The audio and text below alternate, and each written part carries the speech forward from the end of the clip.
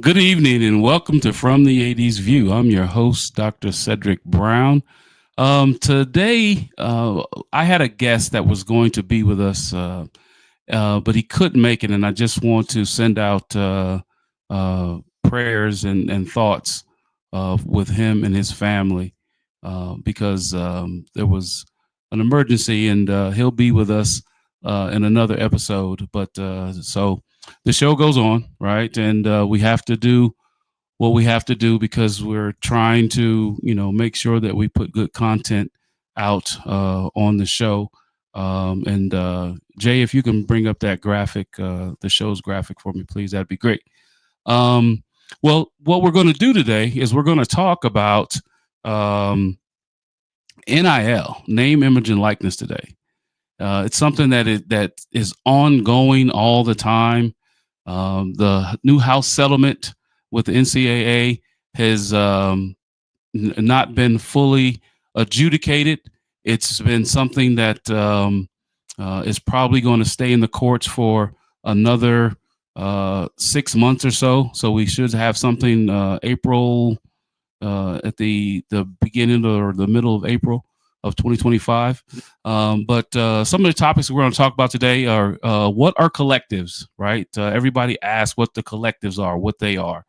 We're also going to talk about what student athletes can receive for their name, image, and likeness, right? And then we're going to talk about how student athletes can negotiate, whether it's with a sponsor, whether it's with a marketplace entity, and we're going to talk about that. And then we're going to talk about the future of the NCAA and how all this can play out.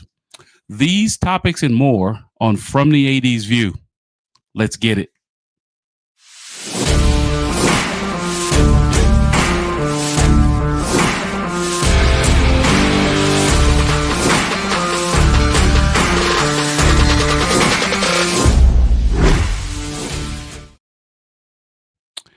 Welcome back. Again, you're watching From the 80s View. I'm your host, Dr. Cedric Brown. Before we get started talking about these topics, I want to give honor to God, who's the head of my life, because without him, none of the things that I do would be possible. None of the things that I've been allowed to do with regards to my career, my profession, as a father, as a husband, as a mentor, none of those things would be possible. So I really do want to make sure that I give him credit for all things that happen in my life. Well, let's begin by talking about collectives, and the easiest way that I could do it is I could give a definition, and I did some research on this and wanted to make sure that I gave everybody the correct information. Um, Defined as a business entity that generates revenue for college athletes to monetize their name, image, and likeness. And that sounds like a whole lot, right?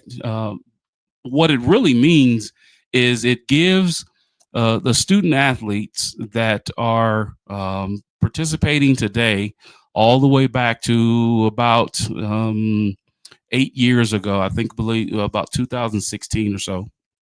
It gives them the opportunity to make money by using their name, their image, or their likeness, and that could be a slew of things. That could be them doing it through advertising, through commercials, through going out and doing speaking engagements and things like that. And we'll get into that a little bit more after we go through some of the definitions and everything. So the purpose of a collective, it is one formed by supporters and or donors that want to raise funds specifically for the purpose of giving student athletes dollars or merchandise or goods for them in turn to basically use their name, their image, and their likeness to help that. If it's a marketplace individual, if it's a sponsor, to help them sell their goods and their services, or the collective, which is something at this point in time, which is separate from the NCAA member institutions. It just allows that collective to get recommendations from coaches of who they would like to give this NIL opportunity to, and then the collective directly gives that money to that potential student athlete, that student at him or her. And then how it works is the collective will get a pool of money, like I said before, between donors and boosters, and will seek out the student athlete, and typically it is for programs like football programs, for women's basketball programs, for men's basketball programs. A lot of times the sports, such as baseball, softball, soccer for men's and women, gymnastics, those don't get as many opportunities. There are opportunities for those sports, but they don't get as many opportunities as the major three sports: men's and women's basketball and football. Now, the honorable judge who's overseeing this judgment, right, really has stated in the judgment that is not something that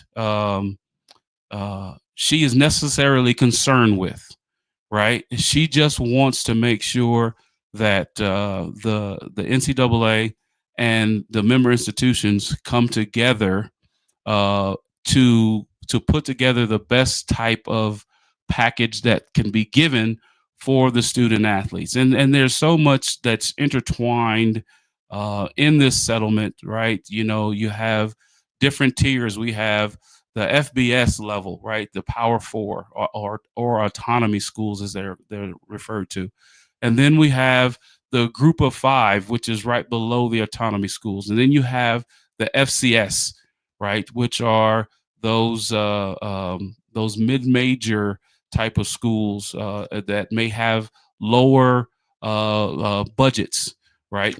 And everybody has to sort of adhere to what's going on with the NCAA.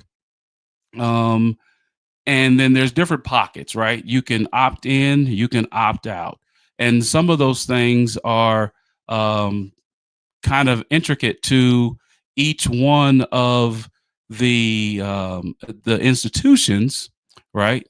Intricate to them, but at the same time, we want to make sure that each student athlete, him or her, that are at their institutions have an opportunity to participate in name, image, and likeness, right? Because it is theirs. It belongs to them. They own it, right? I played college football at Southern Illinois University way, way, way back in the day.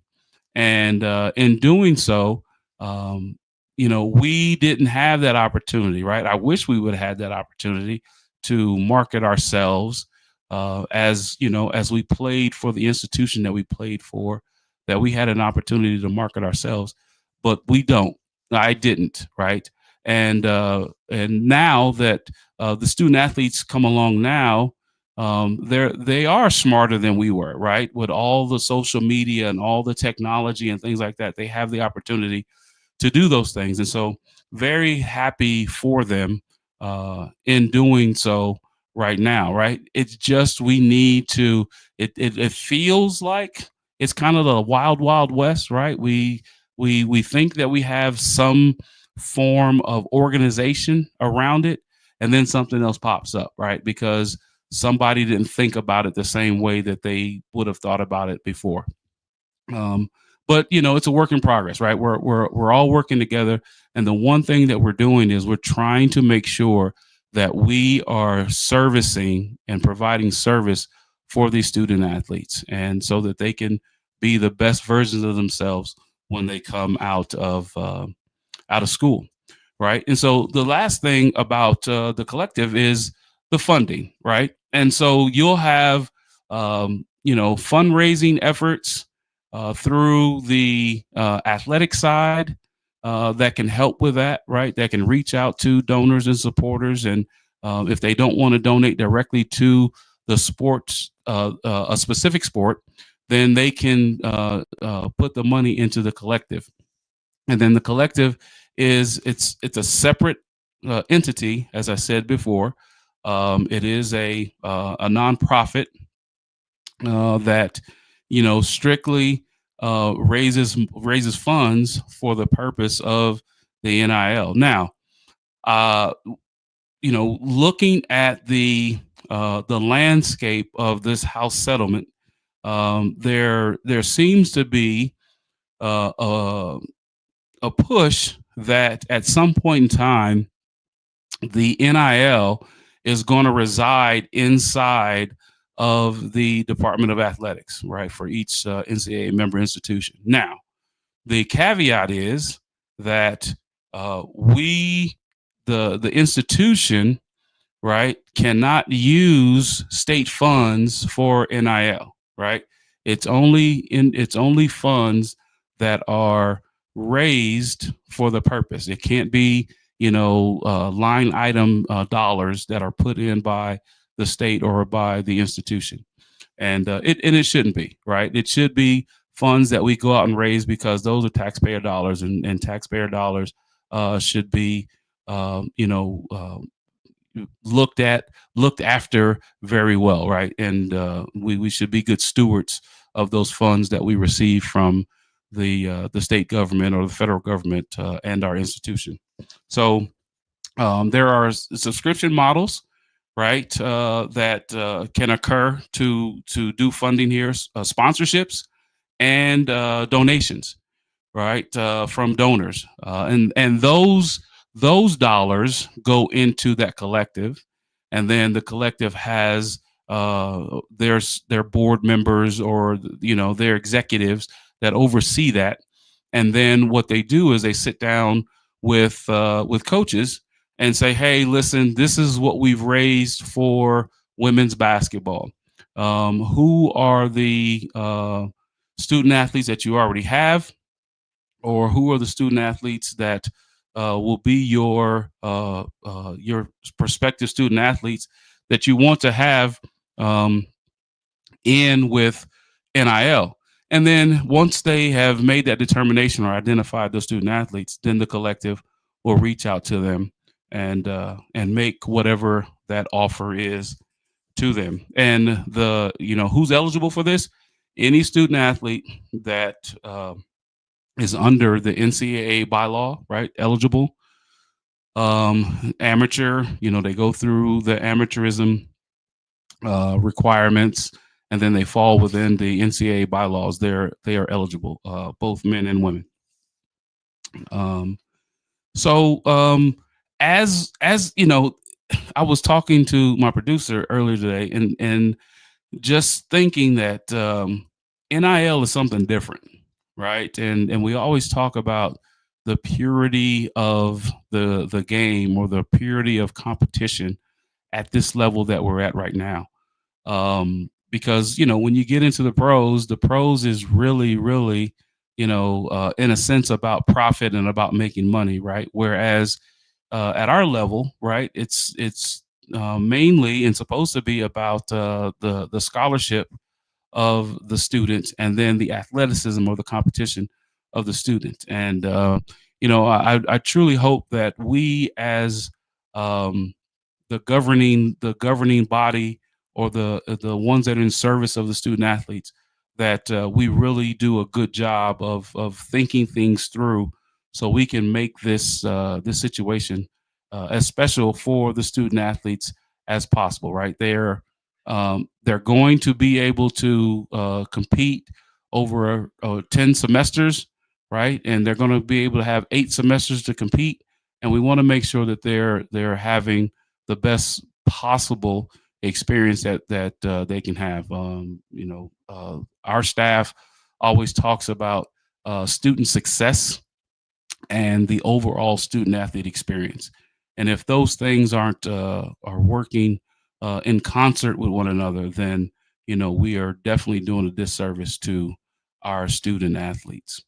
I got to pay some bills real quick, but I will be back. But before I go, I want to give a shout out to the interns on that work with the Leon Thomas group and the organization, because the many of the graphics that they're not here now, and we're just probably having technical difficulties today about it. But if you've watched our show before, you know that we come in and we do the show, and if things happen, we just adjust and we adapt and we keep going on, because it's not always about the bells and the whistles. It's about the content, and what we try to put out here is good, positive ideas and vibes and point of views, so that the our audience can get a good episode from us. But I'd love to just send out a shout out to our interns that do all the work. You see banners that go on the bottom, graphics that come up, and everything. They do such a wonderful job. So I just want to make sure I give a shout out to them. But you're watching From the AD's View. I'm your host, Dr. Cedric Brown. We'll be right back after this break. Announcing the newest show from the Leon Thomas Group, Cooking with Kids in the Kitchen. Each week, we're going to have kids on the show in their home kitchen, showing us their culinary expertise right here on Cooking with Kids in the Kitchen. If you know of a kid that would be great to have on Cooking with Kids in the Kitchen, contact Leon Thomas with the Leon Thomas Group. His email address is leon@theleonthomasgroup.com. That's leon@theleonthomasgroup.com. Cooking with Kids in the Kitchen.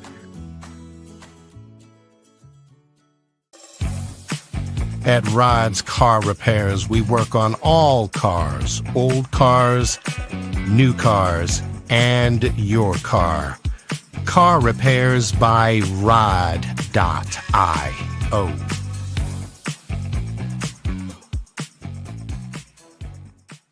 Baked by Brianna has been your Baltimore hometown bakery since 1969. Located in Roxton Plaza, Baked by Brianna. Visit bakedbybrianna.io. Well, hi, everybody. This is your announcer, Biff Bergman, speaking for Farmer John. Farmer John Luncheon Sausage and Farmer John Luncheon Meat. Either way, Farmer John is easternmost in flavor and westernmost in taste. You can purchase all Farmer John products at your tri-state area, Mike's Meat Market. Go to mikesmeatmarket.com. Mike's Meat Market and Farmer John. What a double play combination. Hi, it's Robin from LTG Radio, reminding you that the holiday shopping season is just a few months away. But you don't have to wait until December to start your shopping. You can do it now by going to Why Wait? Shop Now. .biz. That's why wait. Shop now. .biz. There's no need to wait. Go to why wait. Shop now. .biz. Start now on that Christmas shopping list. And now, back to more LTG Radio.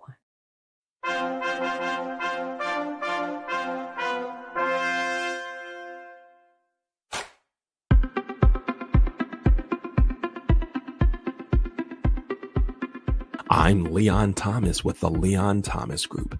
Podcast, virtual events, webinars, streaming shows, and so much more. We want to be your partner in all things virtual.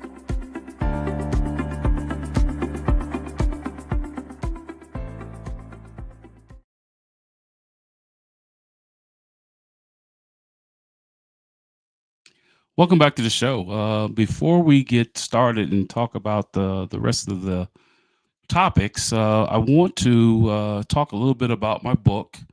It was an opportunity for me to sit down and write something that was meaningful and inspiring, right? Not only for myself but to others as well. And as you see there, the title of the book is "How Black Men Overcome Racial Barriers and the Status Quo and NCAA Institutions: A Narrative Inquiry." And what that means is I had an opportunity to sit down with mentors and future mentors and just speak to them about how they were able to, in a positive light, overcome some of the things that were that may have been standing in their way as they ascended to their job, and the job was being a Power Five director of athletics. And three of the themes that came out of it, and if you've watched my episodes before, you've heard me talk about these things, and they're so important. Benefits of role models, right? And we talk about role models every single day, right? You can have a role model that's a parent. You can have a role model that is a part of faith or spiritualness. You can have a role model that's on the job. They're so important because they have information and knowledge and experience that you may not have had the experience to have, and yet that wisdom that they can give to you helps you to be a better person, personally and professionally, right? And the perceived racial barriers, if there were racial barriers, then how can you, your success, how did you overcome those things, right? And then the last one was role model expectations, because you have those role models and they have that knowledge, but they have an expectation of you as a mentee to go out and do the homework that they give you, right? And that they put in front of you. And so it was an opportunity for me to just really dig in and gain some knowledge and some wisdom from mentors of mine. And if you'd like to purchase the book, you can go to Amazon.com. And again, the title is "How Black Men Overcome Racial Barriers and the Status Quo in NCAA Institutions: A Narrative Inquiry." If you want to see more episodes of From the 80s View, you can go to my YouTube channel, which is Dr. Cedric M. Brown, or my call sign is at From the 80s View. If you'd like to get in contact with me, please reach me at fromthe80sview@gmail.com. I'd love to get in contact with you, and it's a way to network. And if you'd like to be a guest on the show, just reach out to me and let's have a conversation about some of the things that you'd like to talk about. You can also catch my show on the Leon Thomas Radio Network at the leonthomasgroup.com. You go on there, you can click the listen button, the live link, click on that, and you can hear any one of the episodes from the 80s View at any time that you would like.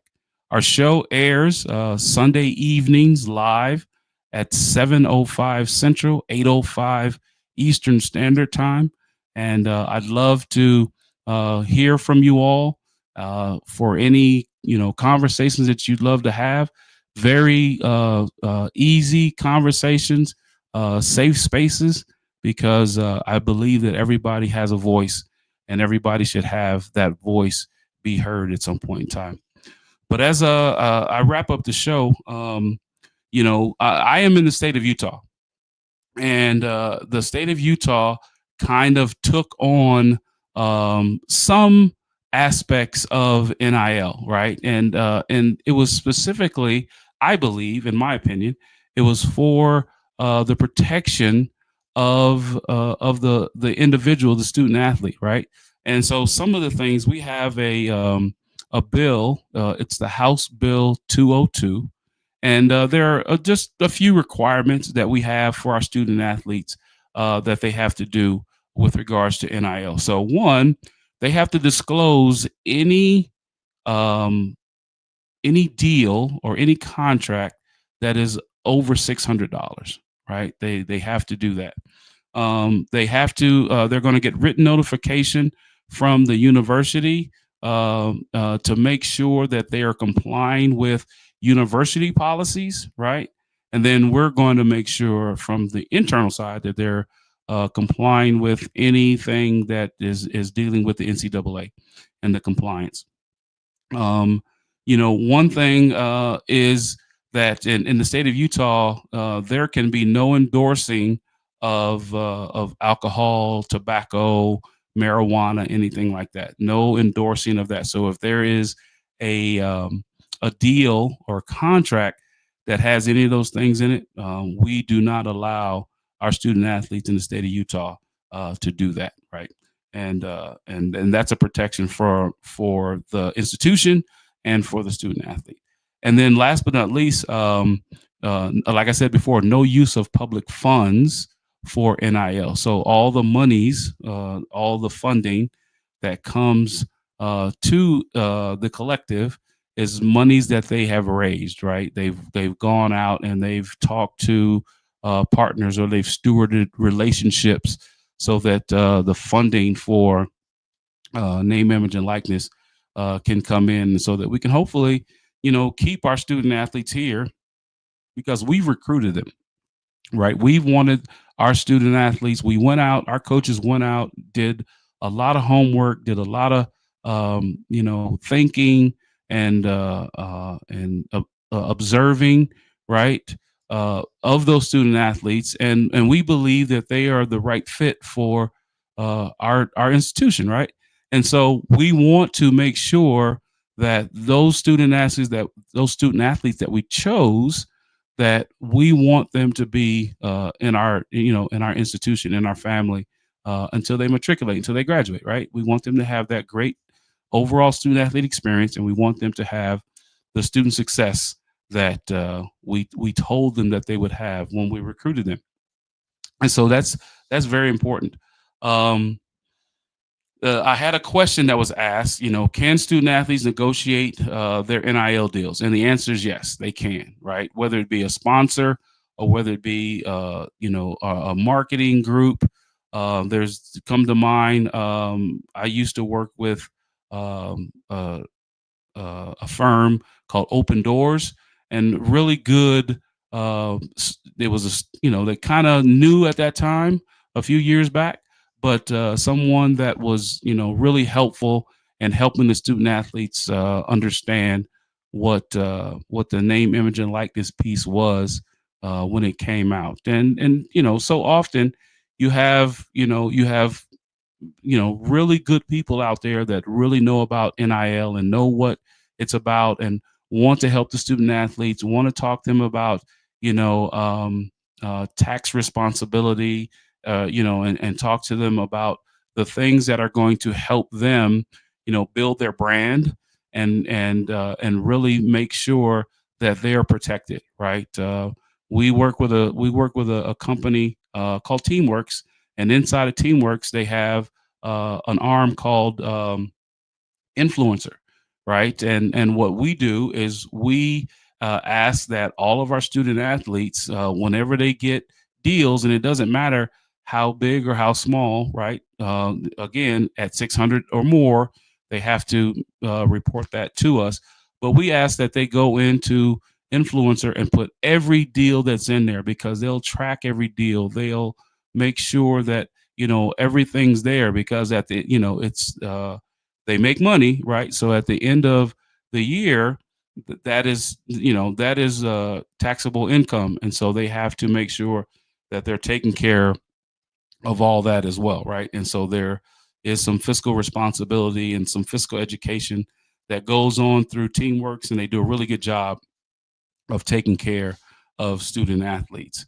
We hope that that this settlement is finalized in the first quarter of 2025, so that we can all kind of take a breath and really continue to focus on our student athletes and helping them matriculate through to their degrees, and help our coaches create more successful programs. That's what we really want across the country, is to make sure that those things happen, because we want to make sure that the student athletes that come to college and come to universities are getting what they want, right? Everybody can't play in the pro levels, the NFL, the NBA, the WNBA, soccer leagues, hockey leagues, they can't all play, right? There's not enough room.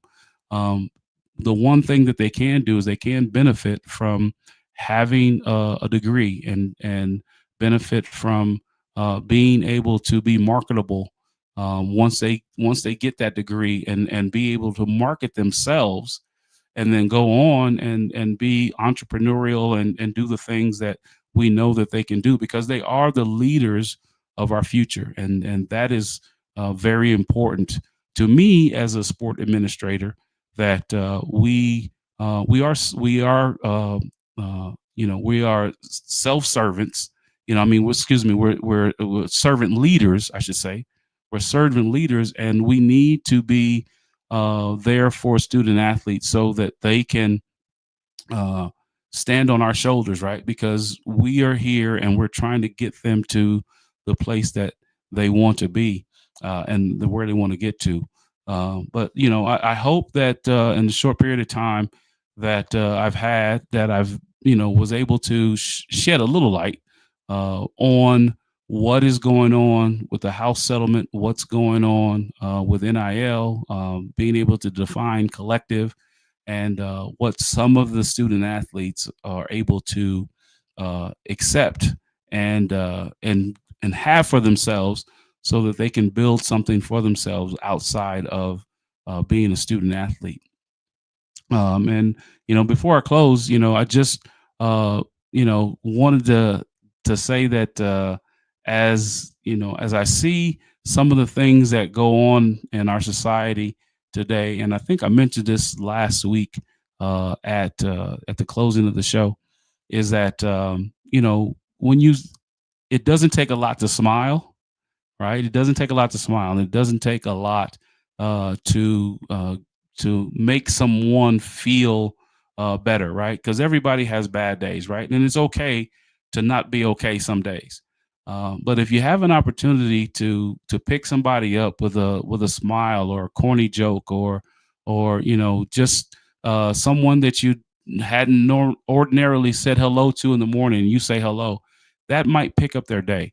So my challenge to everyone is, find a way to think about someone else and find a way to help them have a better day, because you sharing your your givingness and your kindness and your thoughtfulness will help somebody else, but that also helps you. So again, you're watching From the AD's View. I'm your host, Dr. Cedric Brown. God bless and good night.